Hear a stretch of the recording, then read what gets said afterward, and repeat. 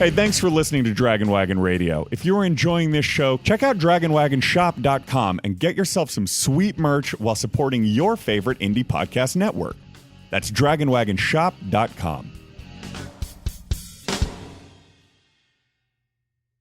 It's the greatest mystery in literary history. A divisive question with highly contested answers. Who was the writer behind the pen name William Shakespeare?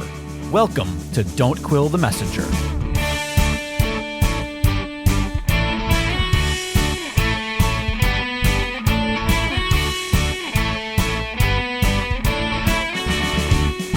Here's your host, Stephen Sable. Hello, fellow Quillers, and welcome back to another fantastic episode of Don't Quill the Messenger, your favorite Shakespeare authorship exploration podcast. Listen, this is a great little special episode that I just wanted to introduce to you before we begin it, featuring my friend Michael Dudley. You know, he's been a guest of the program a couple of times in the past, and this episode is about his new book. We did a special little live event to launch Michael's book, and that happened on a Facebook live broadcast. And this episode features the audio aspect of that. So you'll hear us talking about comments from people who were commenting in on the Facebook Live event and answering some questions from them, and also some details about Michael's new book. And it's a new experience and a new exploration for the podcast, which we're going to take advantage of further in the future. We have promised some live broadcast events, and they will be coming to you in our coming 6th season. So this is a little bit of a teaser and a little taste of what that's going to be like. And before we begin, however, I do want to use this little intro as an opportunity to thank you all who have been following along our Patreon account, especially those of you who have become Patreon patrons. We are so thrilled and happy to have you. And remember, we couldn't do all of this without you, including this month's Quiller of the Month for December. And here to make the announcement is, of course, our friend and our ally, producer Jake. Thank you so much, Stephen. Once again, it is always an honor and a privilege to get to choose each and every Quiller of the Month. It's also an obligation. I mean, let's not beat around the bush a little. I have to do this, but that doesn't mean I don't love doing it any less. If you're not sure what this is, well, you got to head on over to patreon.com/don'tquillthemessenger. There you can find all the information on how you can become a patron entered into this monthly contest in which I put all of the eligible patrons' names in a figurative hat and draw one at random to name the Quiller of the Month. That person not only obviously gets the clout of being able to walk around with their figurative crown on as the Quiller of the Month, but you get an item of your choosing from the shop over at dragonwagonshop.com. Lots of fantastic stuff there in the shop to choose from. And so without further ado, the Quiller of the Month for the month of December 2023, bringing us into the new year, is Troy Stelzer. Troy Stelzer. I think I'm pronouncing that right. I always struggle with the names. Troy Stelzer. Congrats and thank you for your support. Thanks to each and every one of you for your continued support of this program. Troy, keep your eye on your email. We will email you on how to claim your winnings. Once again, we really appreciate everybody who's a patron and throws a couple of your hard-earned bucks our way to ensure that the show continues in the best possible way. With that said, I'm not going to allow the show to continue without throwing Steve under the bus a little bit, because let's be honest, that's just what I'm here for. The audio that is pulled from today's Facebook Live is straight from the broadcast, and so it's not going to be the typical podcast quality that you're used to. I asked Steven if he could record a preamble and say, hey, everybody, I got to own it.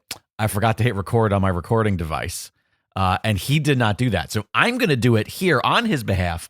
He messed up. He didn't hit record on his recording device. So all we have is the Facebook broadcast audio. But you know what? You can still hear it. Still a fascinating conversation. And now that I have officially thrown you under the bus, back to you, Stephen. Thank you, Jake. Appreciate it, and appreciate all that you do, especially pulling this audio off of the Facebook Live event for this special podcast episode. Enjoy, Quillers. The Shakespeare Authorship Question and Philosophy, Knowledge, Rhetoric, Identity by none other than Michael Quinn Dudley. And there he is, ladies and gentlemen, right there. Michael, thank you for this great moment. Well, thank you, Stephen, for agreeing to host. It's been a pleasure working with you to set this up. I'm very excited to have you host this event. Now, we're here today mainly to talk about your new book and to launch the book and let people know that it is now available for purchase. That's an important point that we will probably be drumming on over and over again throughout the episode. But I wanted to begin with explaining to folks that from my perspective as the host of Don't Quill the Messenger, you've been a guest of the series a couple of different times. And I'm very familiar because of that with a lot of your work. And a lot of that work that we talked about in some of those earlier episodes where you appeared does appear in your book. You elaborate on it in a much more detailed and expansive way that I think was so necessary. And I'm so glad that this book is now available for the listeners and for those tuning in and viewing us live right now. And I hope that it spreads far and wide beyond our listening audience and our viewing audience to all of those who maybe have even just heard of the Shakespeare authorship question. And hopefully to those who have been stiflers of the Shakespeare authorship question. I'll tell you something, Michael, that I'm most impressed by the book is you hit them right between the eyes. I mean, you hit the establishment, the Stratfordian orthodoxy so hard between the eyes. It's going to be very difficult for them to ignore what you have written here, as long as we can all work together to get this book into the hands of people who need it and libraries across the world. Thank you, Stephen. I hope you're right. The approach I've taken in the book, first of all, I know that the title, The Shakespeare Authorship Question and Philosophy, it may strike some readers as, what is this even about? But my approach was I did not presume that the reader would be familiar with either the Shakespeare authorship question or philosophy. You don't need to have any kind of expertise to read this book. I do explain some pretty complex philosophical theories, ideas, and concepts, but I'm really trying to do it in such a way to make it, understandable for the non-expert. And then applying these ideas to this long-standing controversy is an approach that no one's really taken before, because there's so many wonderful books about the long-standing doubt about the identity of the author Shakespeare, and I certainly couldn't compete with those in terms of the facts of the case, the fascinating biography of Edward de Vere, 17th Earl of Oxford, and the theory that he might have been Shakespeare. There's very little of that kind of content in the book. It's more what one would say a meta approach. I'm standing above the debate itself and examining the state of knowledge and how knowledge is constructed, how beliefs are made, and how they are asserted. So looking at, as the subtitle says, it's the knowledge about Shakespeare, the rhetoric used in this debate. And then the third part of the book looks at identity, because so much of this debate is about Stratfordians versus anti-Stratfordians versus Oxfordians and post-Stratfordians. So the question of identity, I realized, was also really central to this. So what I'm not trying to do is prove who Shakespeare was or wasn't. I am looking at which one of these models, Shakespeare as Shakespeare, and just parenthetically for listeners who aren't familiar with this, it's really important to distinguish between Shakespeare, the author, whomever he might have been, and William Shakespeare of Stratford-upon-Avon, the person of historical record that we have 70-some records dealing with business, dealing with properties, lawsuits, etc. None of those records indicate any kind of literary career. So the proposition that William Shakespeare was the author William Shakespeare is a proposition. It's a theory. It is based entirely on circumstantial inferences. So that's the one proposition, Shakespeare as Shakespeare. And I am comparing that to the Oxford as Shakespeare model, the theory that Edward de Vere, 17th Earl of Oxford, was the author Shakespeare. So what I am doing is trying to determine through the use of a variety of theories, which one of these models is more truth conducive, not truth indicative. All the other books that look at the case, comparing the case and the evidence, they're looking at the truth indicativeness or the credibility of the evidence. Mine doesn't do that. It is the truth conduciveness or the tendency of these knowledge and belief forming practices and rhetorical practices to produce true beliefs rather than false ones. And that's what my aim is in this book. I think you accomplished that aim quite well, and you successfully pick apart the history that has existed throughout this whole theory leveling, wagering process that hasn't followed what we would find in almost any other realm of study, research, or academia. And one of the things that I love about the book is the way that you really point that out in such a way that I don't know has ever really been fully demonstrated in this capacity, the way that you do it. And like I said, like you hit them between the eyes because you really are so good, so adept at explaining in terms that we can understand as we read the book of all the other questions that we have dealt with in our learning. Anyone who's been through middle school, high school, you don't even have to be a college-educated person to realize that everything else you've been taught and everything else you've studied followed a certain set of rules, a certain standard of research and of study and of evidence, as it were. And this particular one stands out so far beyond any of the others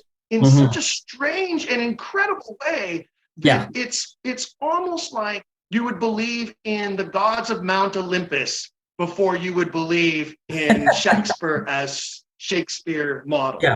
It really is astonishing. James Warren, in his book Shakespeare Revolutionized, talks about how Shakespeare studies and Shakespeare biography in particular has really been isolated in the academy because it's got this level of prestige and esteem associated with it that the study of Shakespeare's life, whoever Shakespeare was, has been isolated, and so the Shakespeare establishment, the leading biographers, Sir Stanley Wells, Jonathan Bate, they have this elevated status of Shakespeare scholars, and they're able to assert these things that are just accepted as fact. But when you look at the actual, the biography, and if you read one of these biographies, it is really astonishing what they get away with. I've got a passage here from Stephen Greenblatt's Will in the World, that's really typical. So if you read a biography of Shakespeare, no, wait a minute. Don't read a passage from someone else's book before we hear a passage from your book. And while we're at it, let's show everybody the book, the QR code that they can easily use to order it, and the URL as well, folks. So because I've seen some of the comments here already that folks are already interested in finding out how to buy the book, and so Michael's going to share with us a little screenshot that shows you how to purchase the book. You can go to the URL there, the tiny url.com/P697WCFE, or you can just use your phone and take a photo of that QR code, and it will take you right to the site to purchase the book. And we'll be showing that again throughout the event this evening so that you can find it again. But it's also at the Facebook page. It's in the posts on the Facebook page as well. So if you don't catch it on the screen, you can catch it there on the Facebook page later. I also wanted, before we move on, Michael, just to make just for the viewing and listening audience, we will be taking a few questions from the comments section of the Facebook live stream. So those of you who are watching, and I've seen a few of the comments already flooding through there, if you have some questions for Michael, let us know. I'm paying attention to that, and I will try to throw out some interesting ones for him. Also, don't forget that Michael will be giving away a copy before the broadcast is over. There it is, right there in his hot little hands. And it will be based on a drawing that he promoted, and many of you have entered, and we'll be announcing the winner later. We have a winner. Right. But Michael, before you start throwing Greenblatt at us, why don't you throw some Dudley at us first? Okay. So the book starts with an anecdote. My interest in this started back in 1990, when I started working in public libraries. My background is, I should say, I'm not a philosopher. I am a librarian, and I also have a master's degree in science and a master's degree in city planning. And back in 1989, I first encountered the authorship question after having done a degree in theater. So I did a 4-year degree in theater, specializing in acting. The third year of the program was entirely concerned with Shakespeare, and it was a fantastic year. I got to play Hamlet for 20 minutes. I did his "To Be or Not to Be" and "Get Thee to a Nunnery" scene. I was Iago, seducing Othello with suspicions. I was Edmund, doing a sword fight with Edgar from King Lear. All the men in our class had to do Juliet's balcony scene as well. So it was quite a year, and but I realized. Did you have to play Juliet? Yes, you were required to learn Juliet. We were all the guys. Were you Romeo? No. We were Juliet. So awesome. Yeah, that's fantastic. That is a magnificent exercise. I love that. That's fantastic. To calling the knight a sober suited matron all in black to bring her Romeo. But I realized I'd never read a biography of Shakespeare. We didn't talk about the life of this playwright that we were focusing on for an entire year. And so, a few years later, I'm working at the public library in Edmonton, and I come across this massive 900-page book, The Mysterious William Shakespeare, The Myth and the Reality by Charlton Ogburn Jr. And I thought, hey, here's this biography of Shakespeare I should have read when I was actually in theater school. And I take it home and I open it up, and I just, this is the book that has fueled so many Oxfordians in the modern era, published in 1984. It really revitalized the movement for Edward de Vere as Shakespeare. So I opened this with complete Stratfordian aspirations that I was going to read about William Shakespeare of Stratford-upon-Avon, and it wasn't. This book demolishes, the first half of this book totally demolishes the Stratfordian myth And then the last half of the book is all about the Oxford theory that J. Thomas Looney proposed in 1920 in his book, Shakespeare Identified. So I was completely convinced, quite obsessed about it, went to library school from 91 to 93. And when I got out, I volunteered for the Greater Edmonton Library Association, and I was on their program committee. And at the time, Charles Burford, now Charles Beauclerc, the Earl of Burford, was touring North America to promote the Oxfordian theory. And so I convinced the Edmonton Library Association, let's bring Charles here. So we got the funding, we partnered with the University of Alberta, and I toured Charles around and I listened to him deliver his presentation in several venues. And so the book starts with a moment that a young woman, having heard Charles's talk, came to the front of the class as her classmates are filing out, and she looked at us and she said, "Why would anybody believe this? You know, that why would anybody believe, as you said, you'd be more likely to believe in the gods of Mount Olympus." And so what I say in my introduction here, now with the high school presentation over and all of the voluminous evidence against the William Shakespeare of tradition laid out before her by this brilliant speaker, the young woman standing in front of Charles and me seemed bewildered, almost shaken and distraught.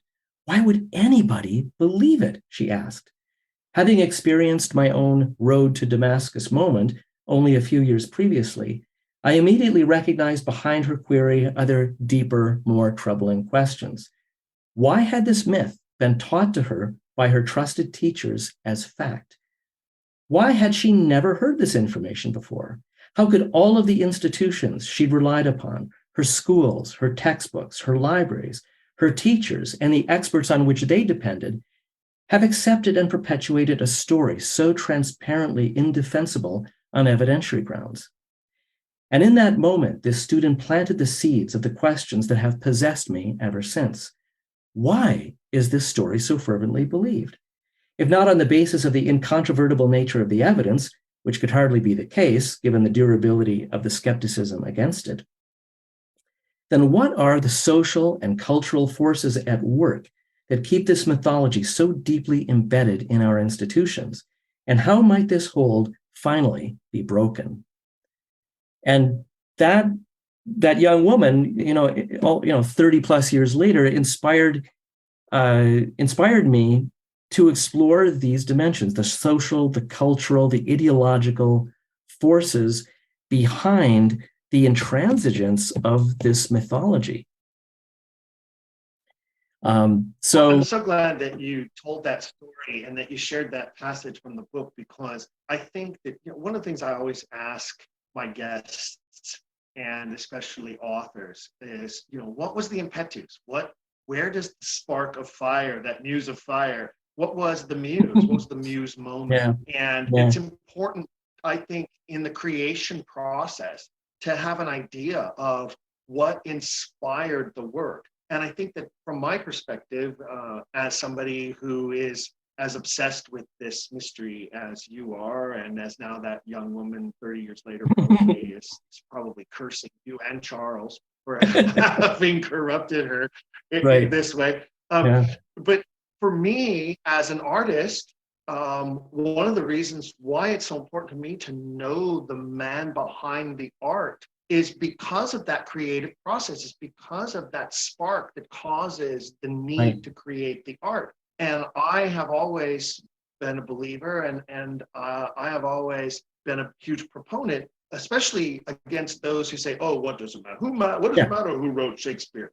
Well, here's why it matters. What was the impetus for writing Romeo and Juliet? What was the impetus for writing the very first work under the name Venus and Adonis? Why did this man, whoever he was, choose to write these words and put them on the page when he did, how he did, and with the characters he chose?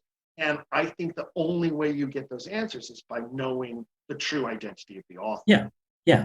Because, the one thing that I emphasize here with these theories. And, by the way, what difference does it make? That's one of the theories. It's pragmatism. The philosophy of pragmatism is all about what difference does it make if one proposition is true or another. And I definitely in chapter 10, when I analyze how I became an Oxfordian essays and show the difference that it made in all of these people's lives, pragmatically, the Oxford as Shakespeare model is just in a completely different, universe than the Stratford model, because the Stratford model has no explanatory potential. There is no way that you get from the early biography, the lost years, whatever those are, and suddenly he's writing Venus and Adonis. It's just like, there's no explanatory potential at all. And that's just not acceptable. It should never have been acceptable to leave, so much standing unknown. But you wrote the book in 3 different parts, right? And I like the fact that it's in 3 parts, and it kind of encapsulates it and makes it easier to get through and digest for a layperson. I will tell you, your vocabulary is extreme, my friend. And folks, when you read the book, don't feel bad if you have to go to the dictionary for a couple of words, because I did. I had to go and look up some words. Wow, Michael's throwing some giant syllables at me. I don't know what they are. I have to look that. I think I know what that word means, but I think I need to look that up just to be clear. And that's not to say that it's dense, because it's not. It's actually very easy reading. Your voice comes out very clearly. It's not textbook-like. You're there. And maybe I'm biased because I know you and you've been guest of the program multiple times. And so maybe I'm biased. And so because of that, I have a familiarity and I can hear you in my head. But I love that about many of the authors that I have had the pleasure of talking to about their work, is that when I read the work, I hear you, I hear your voice speaking. And I think that's very clear and evident. But I love the 3 parts. Yeah. You went to chapter 10, which is in the second part. It's near the end of the second part, or third actually. Part, yeah. The beginning of the 3rd part, I think. Yeah. And the first part is a lot of the stuff. When I was reading it, I said, okay, this is a lot of the stuff that we talked about in previous episodes, and a lot of the work that you've shared in Oxfordian circles, or in essays, or in papers that you've published or written, or presentations you've given. But then when you get into the second part, which I think I like the second part the best, because that's where you really just tear them down. That's where you really just point out, this is ludicrous. This would not be allowed in any other area of study. This would not be allowed in any other part of world history of the study of any topic. Why do we allow it here? And I think that that's a crucially important aspect. But then when you mention, as in chapter 10, you give this great sort of summary of the phases of Oxfordianism individually. And it's almost like psychoanalysis going on. Like you're almost explaining our life's journeys, all of us who have had this, metamorphosis that has occurred to us. And I laughed a few times. I almost cried a few times. Literally, truly, because it was so honest and so true. And it is true that there are many of us who are so passionate about this. You mentioned Ogburn, and that everyone also mentions the Frontline PBS special. And one of the most moving moments is when he tears up. He becomes so emotional about it. And I think so many of us believe as he believed, and we're just as emotional about it at times. And your book kind of triggered some of those feelings in me in that chapter particularly. Yeah. Well, that chapter is particularly significant, not only to the book and the argument, but also to me personally.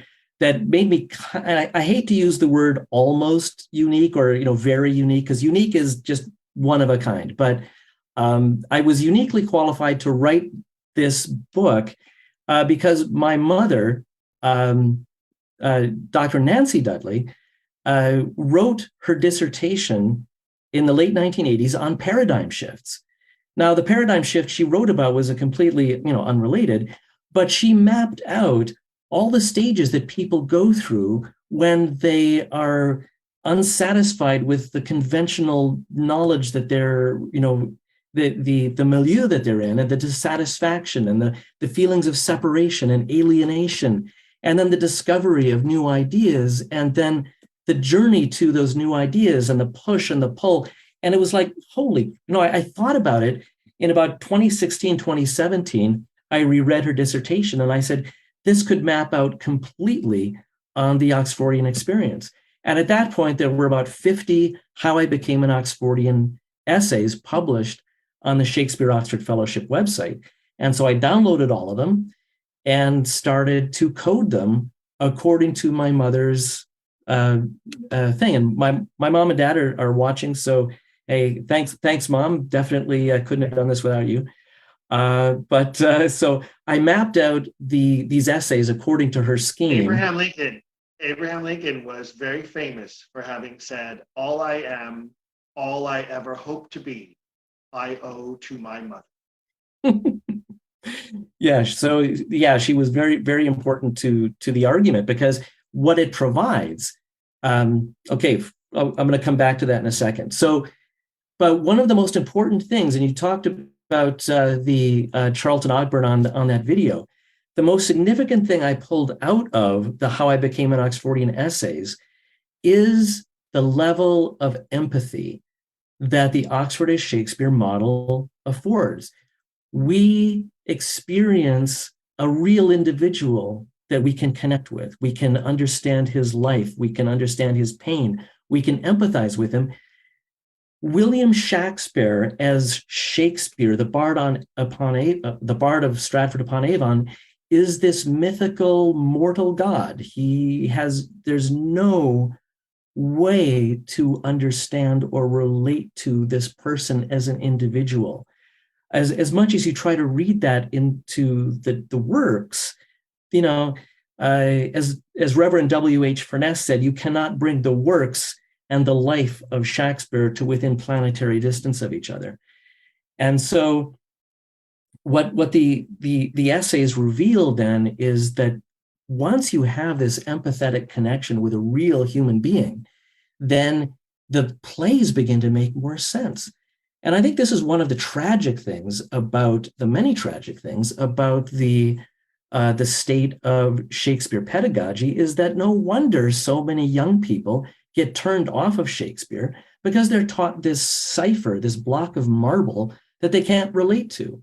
And how much difference would it have made all of these decades and centuries if students had always known about Edward de Vere as the author, and that there was an individual behind these works that they could empathize with and begin to see insights into.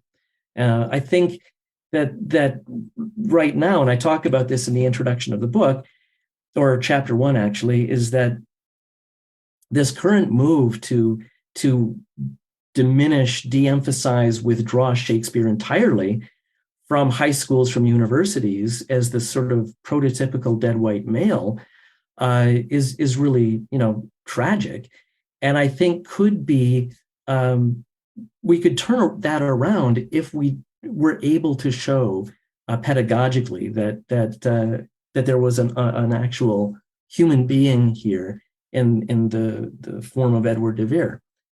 It's actually ironic, isn't it, when you think about it, that over so many, more than 100 years now, you've heard orthodoxy.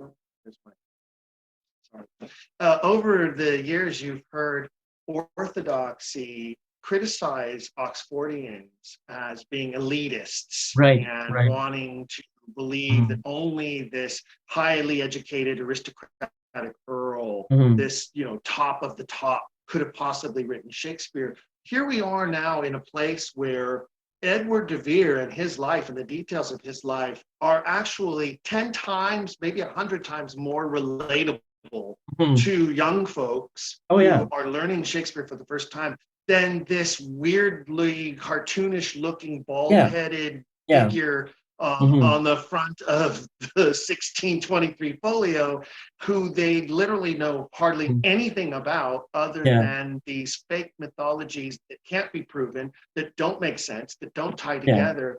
And it's ironic that the mythology that has been foisted upon us for so long has actually, in this day and age, made it easier to dismiss him and to put him in the back burner of literature than if the truth had always been told, where it would be so much more difficult to dismiss Edward de Vere as Shakespeare today.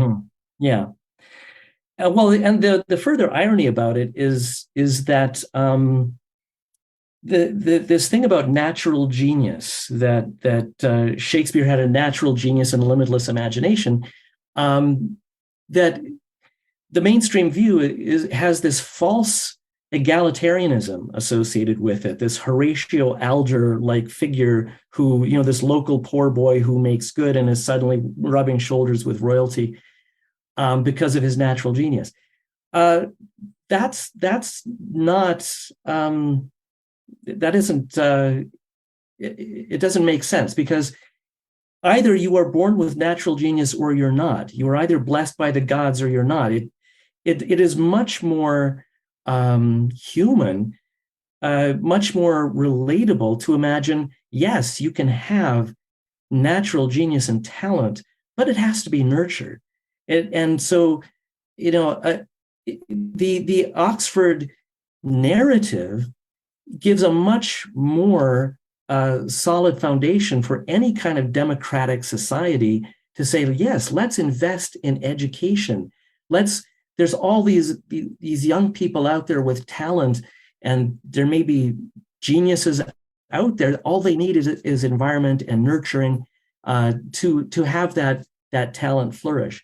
With the Shakespeare myth, it's like, oh, well, I haven't been touched by the gods, so, there's no point. But this also leads to, when in chapter 11, I take all of these theories and I got a series of tables showing the disparity. This debate has often just been misunderstood as propositional knowledge. Did Shakespeare write Shakespeare, or did Oxford write Shakespeare? And it's just comparing authors. That isn't what we're dealing with. What my analysis shows is that Stratfordians and post-Stratfordians, and Oxfordians specifically, are operating in completely different realities. The three-stage, knowledge, rhetoric, identity came to me kind of late in the process. It was, I had my research leave from January to the end of June this year. And I'd been basically giving myself a crash course in epistemology for the last 2 years.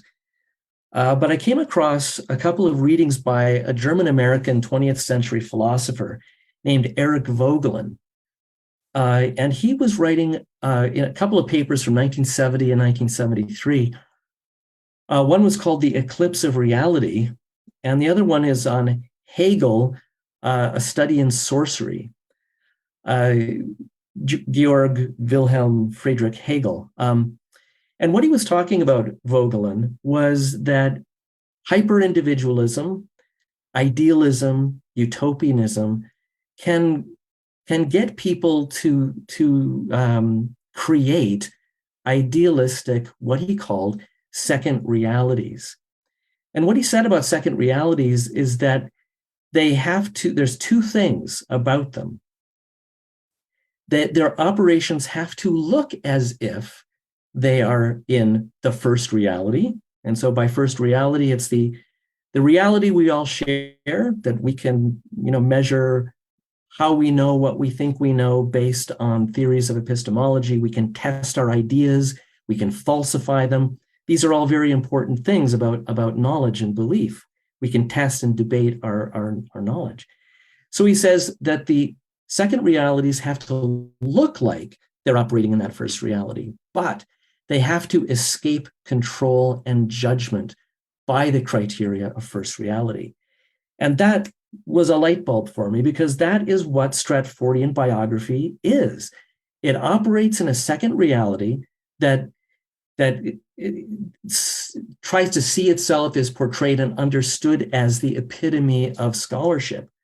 But in fact, it's trying to escape control and judgment by external criteria. And so that's what really, this book is about, is holding the Shakespeare as Shakespeare model to the criteria of first reality in the form of theories of ethical belief, theories of knowledge. How do we know what we think we know, especially about the past? How can we justify what we know? On what basis? And then theories of truth. And according to all of these external criteria, the Shakespeare as Shakespeare model simply, you can't apply these theories to the model. It doesn't work. And that's what I think has been kind of the problem with this whole debate, is that we have been holding authorship debates and mock trials and so on, and haven't moved the needle a whole lot. But I think it's because Stratfordians are operating in this second reality. We are on completely different planes.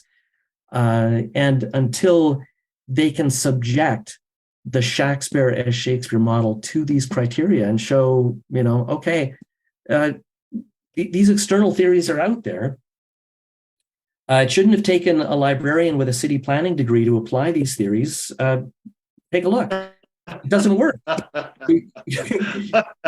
There's no theory of truth. Well, and I love that part of the book is obviously my favorite part of the book. I think chapters 8 through 11 are, and they're like right in the middle, and they're the meat of it. Yeah. And so, folks, when you get the book, you have to read the whole thing, because you have to understand the knowledge part in the first part before you get to the second part.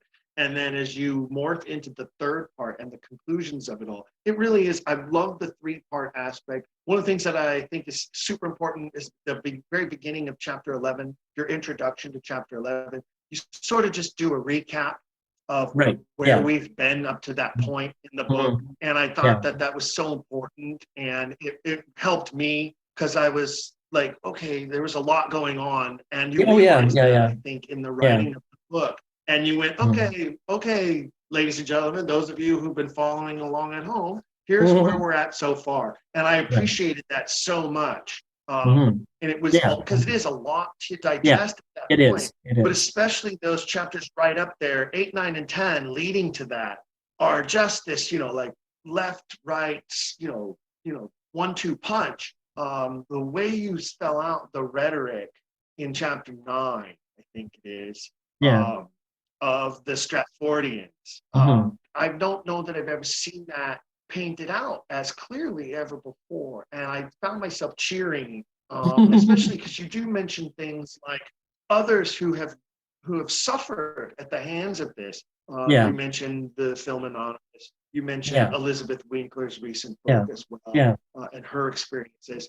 And I think it's important that those references were included as your demonstration of what their attacks usually become, what their final go-to is. I remember hearing the voice of a high school debate coach saying, well, you know what happens when your opponent loses their ground and they don't have a better argument and they don't have anything else to give, what do? They attack. And we see that so often, and it maybe it's wonderful timing for you, because we're seeing that so often in so many other realms of our lives right now. I don't like what your position is, so I'm just going to attack you. I'm not going to actually counter your position with anything of substance. I'm just going to attack you. Well, I think that it's great timing in that sense. We haven't used the language of cancel culture, but that has been the operation among Stratfordians and the mainstream media, canceling. Elizabeth Winkler essentially got canceled for her article in Atlantic in 2019, was Shakespeare a Woman? And that the chapter where I look at the rhetorical strategies, all of these ad hominem attacks and so on, it is very, like you say, it is what we're seeing in a number of other arenas. So I just wanted to just say that the three-part structure is, with this first and second reality, is what are the criteria of first reality? That's part one. Part two is how do Stratfordians maintain their second reality? And it's through rhetoric and ideology. And then in the third part, it's how can we reestablish a Shakespearean first reality? And that's how I became an Oxfordian essays. So that once I found Eric Vogelin's work, it really brought the forum together, because what I had originally proposed to Cambridge scholars was just a collection of all of my articles with no real form to it. And I'm really grateful to Adam Rummans, the acquisitions editor, who accepted the proposal, because it was quite different from what we have here, where this is a coherent argument. But I should also just say, while I'm thanking people, so the wheels of university administrations move, kind of slowly, which is a good thing in this case, because I had to apply for my research leave by the middle of 2021. My research leave was approved December of 2021, which meant I had a whole year where I knew I was going to be on a research leave, so I could think and read and study and gather my thoughts. So by the time, January 2023 rolled around, I had so much laid out already, so much read. But the University of Winnipeg, my employer, has been very supportive of my work for quite a long time. They've given me grants to go to conferences to present my Shakespeare-related work.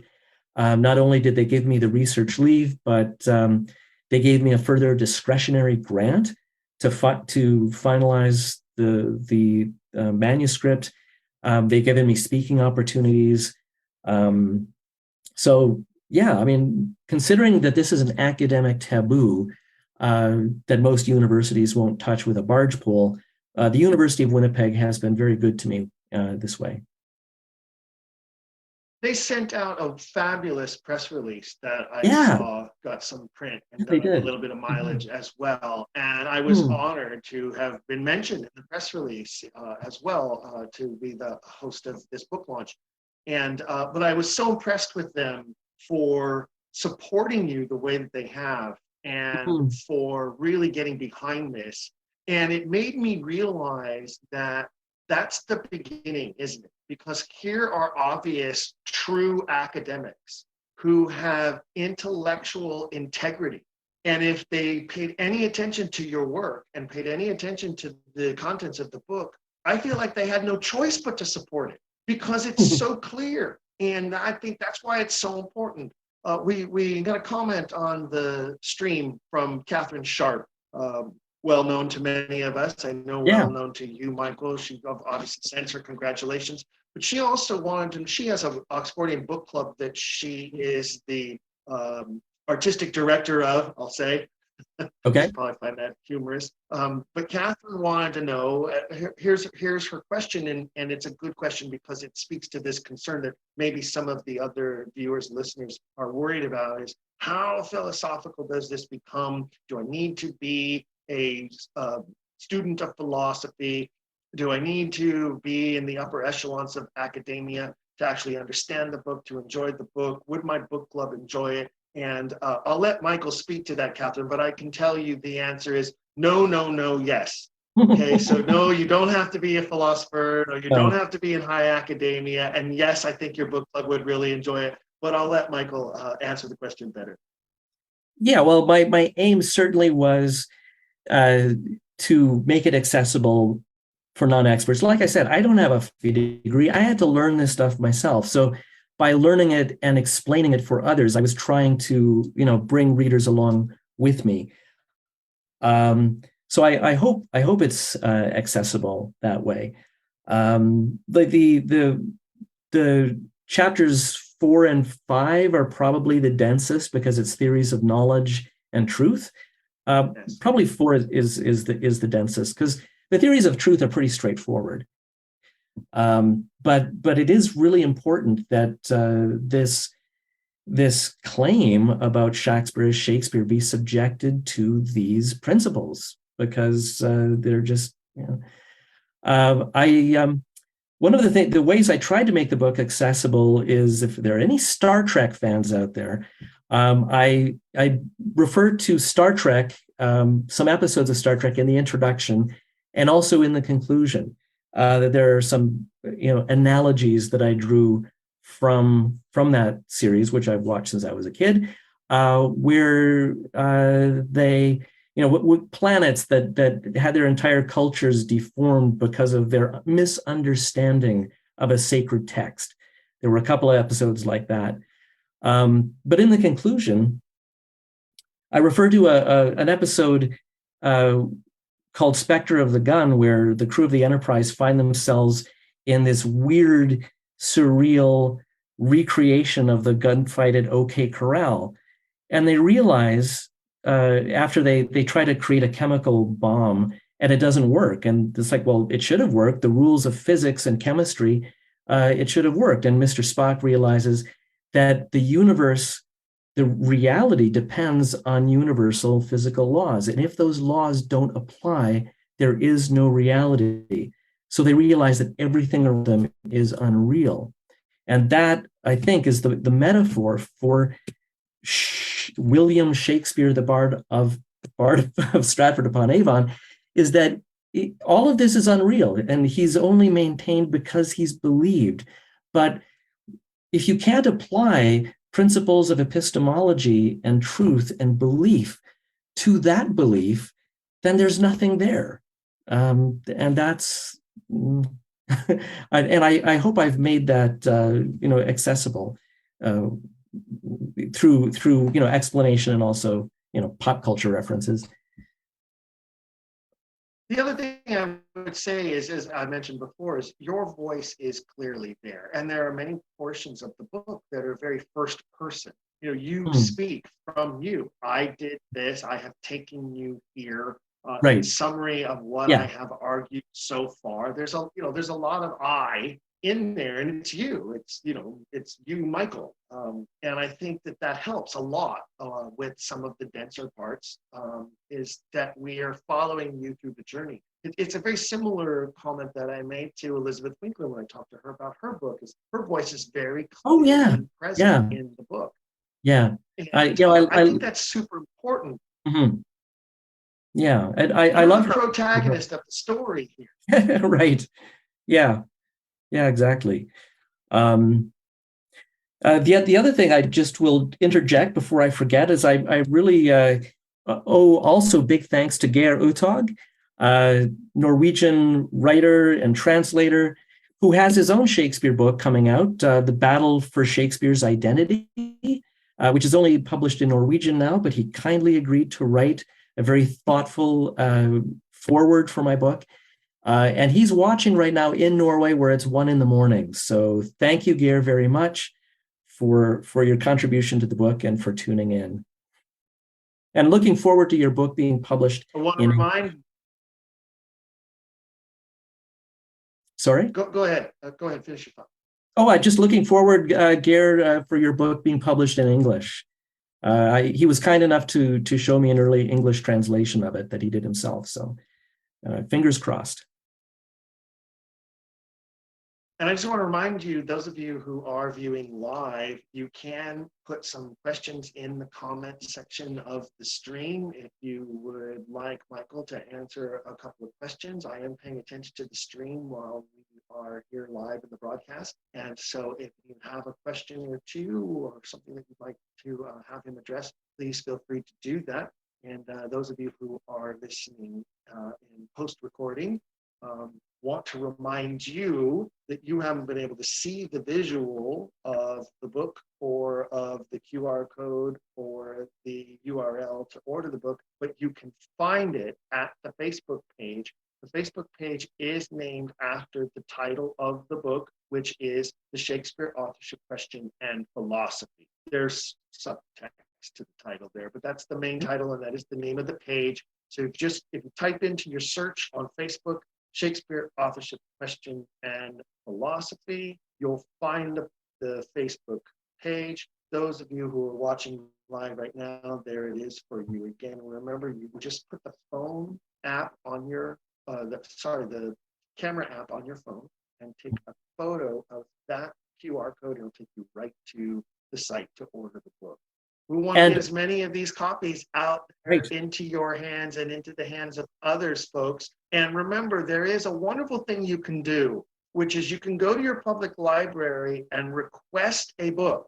If they don't have it, many libraries have a budget to answer requests of library card holding patrons to add books to their shelves. So this is a great way to also promote Michael's book, but also to make it available to others, because it will then end up in maybe their Shakespeare section or maybe their philosophy section, who knows, however, whatever librarians, however they want to categorize it and place it. But you can go to your local library and ask them to stock the book on the shelves of the library. Thank you for that. Plugging public libraries, excellent. And just one more big thank you. My wife, Karen Dudley, actually designed the cover of the book. And I just love it. It's beautiful. She did a great job. She, if you're just listening, it looks like the cover of a quarto edition of a play, of one of Shakespeare's plays, which is what she modeled it on. So it's quite lovely. We have a comment here, Michael, regarding the Star Trek references, and Brenda, who's watching, says that it reminds her of the Galaxy Quest movie and their quote unquote historical documents. Right. That's a nice connection. Which is a great, wonderful association there. And I love that. Also, what came to my mind was the Twilight Zone episode, To Serve Man. Oh, and yes. if you misinterpret that book, you were in for it really, really bad. No kidding. Love it. Okay. But we're almost at an hour here. We should probably reveal the winner of our draw.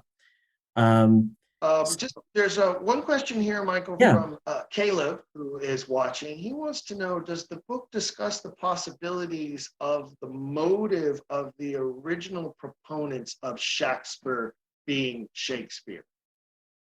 Yeah, no, I don't. I mean, that's a really great question, but there's so many other books that do that. Like I said, I'm not really dealing with the particulars of the case for and against, but I do have a whole list of further resources at the end of the book: the Shakespeare Oxford Fellowship website, the Shakespeare Authorship Trust, the De Vere Society, the Shakespeare Authorship Coalition with their Declaration of Reasonable Doubt.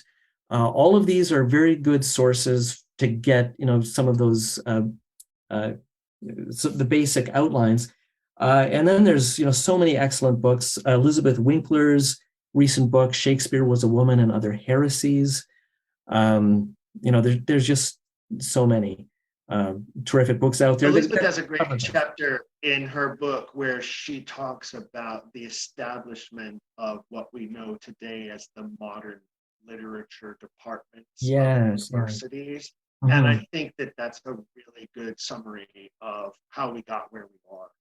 So if you're looking for that, Caleb, you should get a hold of Elizabeth's book as well and take a look at it. I think it's one of the best chapters in the book, actually.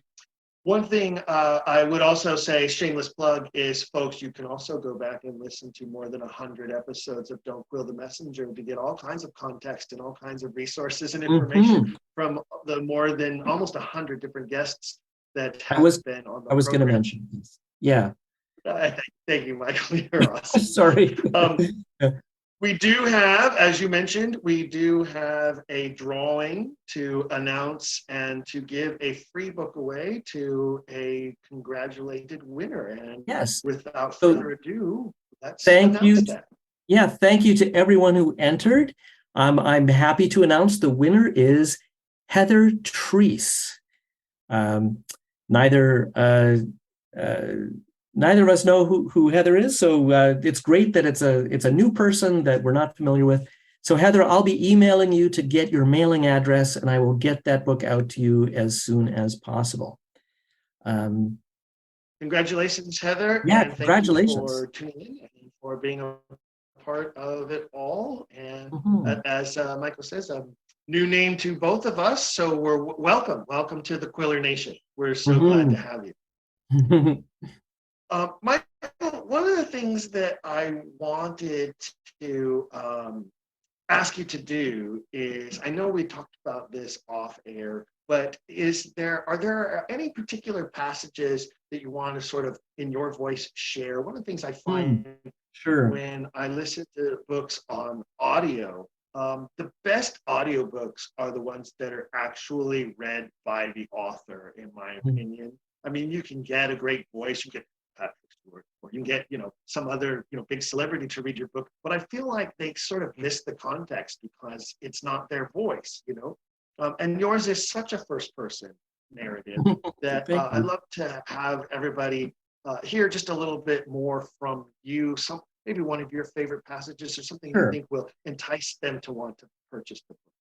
Yeah, I'm going to read something from the conclusion that really gets at why I think this matters. We cannot begin to calculate the misallocated intellectual costs of this insufficiently supported belief. As of this writing, the WorldCat Library catalog lists approximately 3,200 books associated with the search terms Shakespeare William biography, the vast majority of which concern the traditional Stratfordian view. How many unknowable millions of hours have been spent over the centuries searching for records of any kind that might connect the life of the Stratford man to this timeless literature? How many more have been spent composing these lives? What historical discovery and literary interpretations have been lost to us for want of a willingness to accept that these works were published synonymously and that their author was empirically discoverable? While the impacts are also manifest in the epistemic injustice and oppression experienced by post-Stratfordians in their exclusion from mainstream academic discourse and communications, Stratfordians are also forcing themselves to operate in an unforgiving epistemological prison with no recourse to genuine inquiry or even of doubt. This last is a particularly grave error. As Peter Berger and Anton Zichterveld observe in their 2009 book In Praise of Doubt, there is a necessary relationship between doubt and democracy. They write, "Sincere and consistent doubt is the source of tolerance. It's a way of life that stands at the cradle of Western democracy. Indeed, doubt is the hallmark of democracy, just as absolute truth, alleged and truly believed, is the hallmark of every type of tyranny." And I think, the ethos that I'm criticizing here is really exemplified by the 2013 edited collection edited by Sir Stanley Wells and Paul Edmondson that was called Shakespeare Beyond Doubt. And this whole beyond doubt idea is really an epistemological sin, to be that absolute about something that, all things being equal, should be subject to open inquiry. So I write, Shakespeare scholars should put themselves to the demands of Immanuel Kant's categorical imperative. Act only on that maxim through which you can, at the same time, will that it should become a universal law. What would happen if all historians treated their subjects with the same imperviousness to doubt, combined with imaginative, evidence-free abandon, the way Stratfordians do theirs? It is not an exaggeration to suggest that if the manner in which knowledge claims regarding Shakespeare are made, asserted, and defended by the field's experts were to be exported to other fields in which empiricism currently holds sway, entire disciplines would unravel. Thus has been perpetuated one of the most tragic misallocations of intellectual energy in the history of knowledge. That's why I think that's incredible. I love your phrasing. I love the epistemological prison.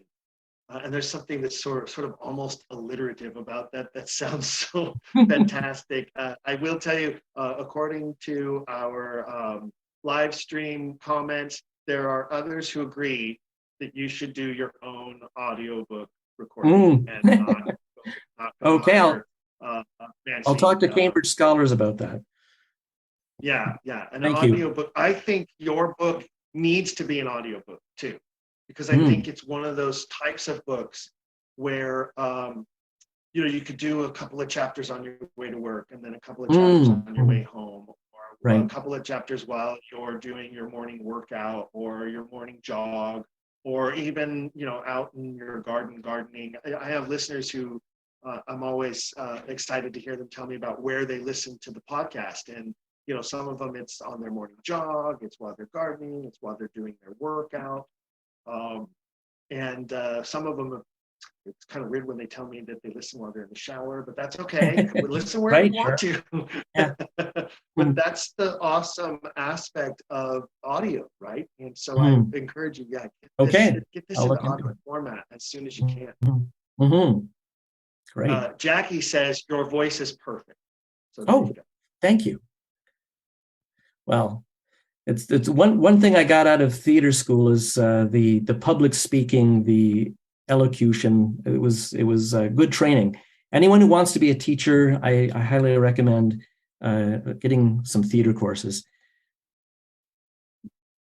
Well, and the next time I have you on the program, I'm going to make you recite Juliet now. You know that. I will brush up my Shakespeare. Yes. That's fantastic. Folks, you can find the book by going to the QR code or the URL code at the Shakespeare Authorship Question and Philosophy Facebook page. It is now available in a beautiful hardback edition. I wanted to say, Michael, while we're talking about that, is I got this paperback review copy first. And I liked the print, the sort of words that were printed behind the image on the paperback review copy. Yeah. I don't know if it'll show up here on my screen. Right. Yeah, that was. If that's you see. That was a design. I liked that part of it. Yeah, Karen, my wife Karen tried that, but Cambridge scholars had kind of strict design guidelines that they don't do that kind of thing for borders. But that's another thing. Anybody who's working on a book, I used a company called Lulu, which does self-publishing print on demand. So I ran my book off 3 different times and read it as a physical book, and rather than reading it on a screen. So any writers out there, I highly recommend lulu.com to edit your own work. You're old school. You're like an old school newspaper editor. That's how I used to do it in the old days. I was back in the newspaper industry. Yeah. And I'm still that way. I still need to have hard copies in my hand. Right. So much easier. Yeah. So it's cambridgescholars.com, right? Is that the website? If they visit there, they can find it there as well. They're in the UK. I'm not sure if it's a co.uk address, but anyway, yes. I'm looking at the back of this hard copy I have in my hand. Oh, it is. It's cambridgescholars.com. Cambridgescholars.com. Yeah. So that's another way, folks, just in case you're not able to get the QR code or get the book any other way, you can find it there. So I really want to thank you very much, Stephen. Thank you very much, Stephen, for working with me on this. You've been a fantastic host and planning and preparing the event. So thank you so much. And I'm so pleased that it's going to be a Don't Quill the Messenger podcast episode. It's my pleasure, brother. You've been a great guest in the past and a great friend, and I admire your work, and I'm so happy for you. And I know that everyone who is watching and listening, there have been so many comments that have popped up, not necessarily questions, but just people sharing their congratulations to you on a work well done. And thank you, everyone. Herculean effort that you have now succeeded at, and published author. Add that to your CV, buddy, because you've done it. You've okay. And it's Thanks so much. Book. Thank you. Thank you, everyone. All right. Thank you all. Okay. Don't forget, everybody, until next time, keep asking questions. Questions. If you've enjoyed today's episode, please leave a rating and review in your podcast player. For even more, visit our website, don'tquillthepodcast.com. There you can find official merchandise in our shop, as well as a link to our Patreon. This show is made possible by people like you. We hope you'll consider showing your support by becoming a monthly patron, where you'll receive bonus material and tons of exclusive perks. You can also join in the conversation on our Discord and by following us at Don't Quill the Pod on all social media. All of this can be found at don'tquillthepodcast.com, don'tquillthepodcast.com.